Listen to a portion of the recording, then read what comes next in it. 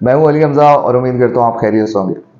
दोस्तों, आज हम बात करेंगे दोबारा इंसाफ की। और जब इंसाफ की बात करेंगे तो साथ में बात करेंगे एहतसाब की। और एहतसाब से फिर हम बात करेंगे एहतसाब अदालत इस्लामाबाद की। एहतसाब अदालत इस्लामाबाद की स्पेशल कोर्ट है जो नैब के अंडर आती है और फेडरल जुडिशल कॉम्प्लेक्स में वाक़ है।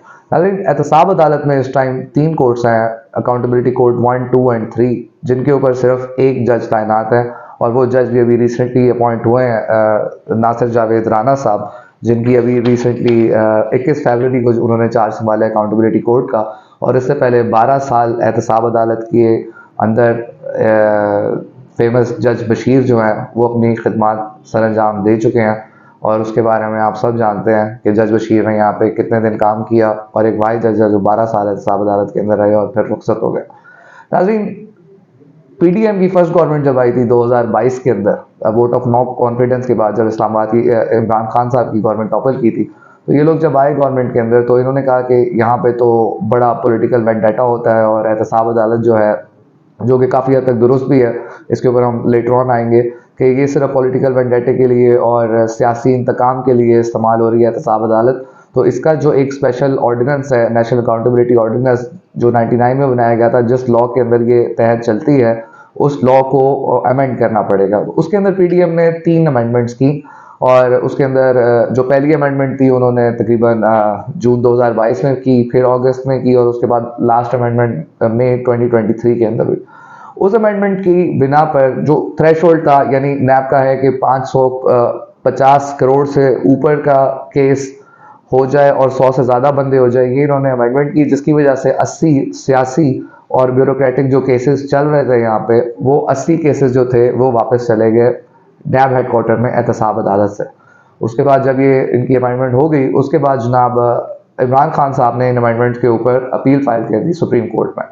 सुप्रीम कोर्ट के अंदर अपील फाइल की तो 15 सितंबर को एक बड़ी फेमस रूलिंग दी उस वक्त के chief justice supreme court of Pakistan जो थे बंदयाल साहब ने एक वर्डिक्ट दी और उन्होंने कहा कि जितने नैब के केसेस अमेंडमेंट के बाद वापस लिए जा चुके हैं, उन तमाम केसेस को वापस एहतसाब अदालत भेज दो। उनके साथ जस्टिस एजाजुल हक भी शामिल थे। एक डिसेंटिंग नोट आया था, उसके अंदर वो था मंसूर अली शाह साहब का। खैर, उसके बाद सारे केसेस जो हैं वो फिर नैब कोर्ट्स के अंदर वापस आ जाते हैं। नैब कोर्ट्स के अंदर वापस केस आ जाते हैं तो उनके रेफरेंस नंबर वगैरह होते हैं, वो भी चेंज होते हैं, और इस तरह करके ये मामला दोबारा स्टार्ट हो जाता है। इसके बाद एक इंट्रा कोर्ट अपील होती है और इंट्रा कोर्ट अपील का 31 अक्टूबर के अंदर उसके ऊपर नैब के जितने केसेस होते हैं उनके ऊपर स्टे लगा दिया जाता है। और स्टे लगा दिया जाता है फाइनल वर्डिक्ट के ऊपर कि जो एहतसाब अदालत है वो फाइनल फैसला नहीं दे सकती। वो ना किसी को एग्जोनरेट कर सकती है, ना किसी को चार्ज कर सकती है, कुछ नहीं कर सकती, किसी को बरी नहीं कर सकती, मगर ये है कि वो प्रोसीडिंग्स जारी रख सकती है। तो 31 अक्टूबर के बाद से लेके आज तक नैब जो है वो बिल्कुल टूथलेस हुई हुई है और वहाँ पे सिर्फ कार्रवाई होती है। इसकी हम आपको मिसाल देते हैं। अब जब से नासिर जावेद राना साहब ने चार्ज संभाला है, रोज़ाना यहाँ पर तकरीबन कोई 5, 6, 7, 8 केसेस जो हैं वो आते हैं और उन केसेस के ऊपर कार्रवाई की जाती है, जो कि पुराने केसेस हैं जो वापस एहतसाब अदालत आए हैं नैब से। एक बात इंपॉर्टेंट आपको ये भी बताते चले कि जब से ये अमेंडमेंट्स हुई और ये स्टे लगा है, उसके बाद नैब ने सिर्फ 31 अक्टूबर के बाद 3 रेफरेंसेस एक्चुअली फाइल हुए हैं। 2 रेफरेंसेस फाइल हुए हैं नैब के एहतसाब अदालत में इमरान खान साहब के खिलाफ, और एक फवाद चौधरी के खिलाफ रेफरेंस फाइल हुआ है, जो कि आपको मालूम हो कि तोशा खाना केस की तो वर्डिक्ट भी आ चुकी है और तेज तरीन इंसाफ हुआ था और जेल में ट्रायल हुआ था। और उसके अलावा जो 190 मिलियन NCA का अलकाली ट्रस्ट का केस है, उसकी आजकल प्रोसीडिंग्स हो रही हैं और नासिर जावेद राना साहब जो है वो जाते हैं अडयाला जेल और उसका ट्रायल करते हैं। इसके अलावा फवाद चौधरी के ऊपर एक रेफरेंस बनाया गया, साबिक वफाकी वजीर हैं, उनके ऊपर पिंड दादन लिल्ला इंटरचेंज के अंदर कोई खुर्द बुद्ध का और करप्शन का केस बनाया गया और वो भी आजकल उसकी तारीखें वगैरह भुगत रहे हैं और वो भी मामला चल रहे हैं। नाज़रीन, अब आ जाते हैं कि हो क्या रहा है। अगर फाइनल वर्डिक्ट नहीं दे सकते, फैसला नहीं कर सकते, तो आजकल नैब की कोर्ट में क्या होता है? तो होता कुछ इस तरह से है कि पहले तो हम यहाँ पे पहुँच जाते थे सुबह को 9 बजे। आजकल जो जज साहब हैं वो आते हैं तकरीबन 9:50 से 10 के दरमियान कमरा अदालत में।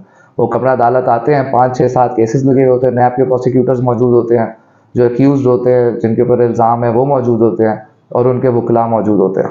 तो जब वो अदालत के अंदर आते हैं तो पहले तो बड़े खुशू खुजू के साथ तलावत होती है उसके बाद जनाब केस आता है और उसके अंदर आता है जी कि ये 15 सितंबर की जजमेंट के बाद ये केस वापस आया था और अब ICA और इंट्रा कोर्ट अपील है, तो उसके ऊपर हम फाइनल वर्डिक्ट नहीं दे सकते।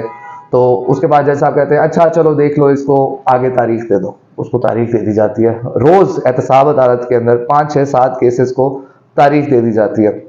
और अब तो ऐसे भी हो गया कि तारीखें जो है वो पहले अप्रैल की दी जा रही थी, उसके बाद मई की तारीखें दी जा रही थी, और आज तो एक केस के अंदर जून की तारीख दे दी। मैं आपको आज थोड़ा सा बताता हूँ कि आज हुआ क्या है कि आज जो नॉर्मल केसेस लगे हुए थे उसके अंदर पहला केस था बिलाल शेख साहब का। बिलाल शेख साहब जो थे ये प्रेसिडेंट सिंध बैंक थे और इनके ऊपर फेक अकाउंट का कोई रेफरेंस बना हुआ है और ये काफ़ी पुराना चल रहा है ये भी। इसकी जब समाज शुरू हुई तो उनके जो वकील थे अरशद तबरेज़ साहब वो आए और उन्होंने कहा कि सर ये केस जो है ये बैंकिंग कोर्ट का है और इसके मामला इस तरह है और ये नहीं है। तो जज साहब ने कहा हाँ ठीक है, इस पर तारीख दे दो। तो उन्होंने उसके ऊपर 9 मई की तारीख दे दी। उसके बाद एक तौकीर सादक के खिलाफ नैब का रेफरेंस है कि 2011 में जो वज़ीर आज़म थे यूसुफ रज़ा गिलानी, उन्होंने इलीगल अपॉइंटमेंट की थी तौकीर सादक साहब की एज अ चेयरमैन ओगरा। तो उसके ऊपर केस था और ये 2011 का था। तो उन्होंने कहा जी इसके ऊपर हाई कोर्ट के अंदर भी केस हुआ हुआ है, तो हाई कोर्ट का डिसीजन आना है, बाकी हम फाइनल वर्डिक्ट नहीं दे सकते। उन्होंने कहा हाँ ठीक है, इनको 4 जून की तारीख दे दो। तो तौकीर सादिक के केस में 4 जून की तारीख दे दी गई। उसके बाद एक है इफ्तिखार रहीम साहब, उनके ऊपर एक रेफरेंस है नैब का, वो सेक्रेटरी थे वर्कर्स वेलफेयर फंड के, और इस रेफरेंस के अंदर उनके ऊपर जो एक्यूजेशन है वो 53 करोड़ रुपए का, कि इन्होंने 150 कनाल लैंड खरीदी थी 37 लाख रुपए फी कनाल के हिसाब से। तो ये वाला केस था। इसके ऊपर भी कहा हाँ नहीं फाइनल वर्डिक्ट तो हो नहीं सकती, 15 में 2 जी इनको भी डेट, उनको भी 15 मई की डेट दे दी। फिर एक आदम अमीन है, आदम अमीन चौधरी, वो आल पाकिस्तान प्रोजेक्ट जो था उसके अंदर इनके ऊपर स्कैम का एक्यूजेशन है कि इन्होंने 1.8 बिलियन रुपीस का लोगों के साथ स्कैम किया। इस केस के ऊपर भी, और ये 2018 में रेफरेंस आया था, इस केस के ऊपर भी 16 मई की तारीख दे दी गई। तो नैब का यही हाल है। और नैब के अंदर पिछले यानी अक्टूबर, जब से ये 31 अक्टूबर के बाद से जो स्टे हुआ है फाइनल वर्डिक्ट के ऊपर, उसके अंदर इजाज़त है कि आप प्रोसीडिंग कर सकते हैं, आप सारे मामला कह सकते हैं, केस को कंक्लूजन की तरफ लेके जा सकते हैं। मगर अब हालात ये हो गए हैं कि वो भी नहीं हो पा रहा।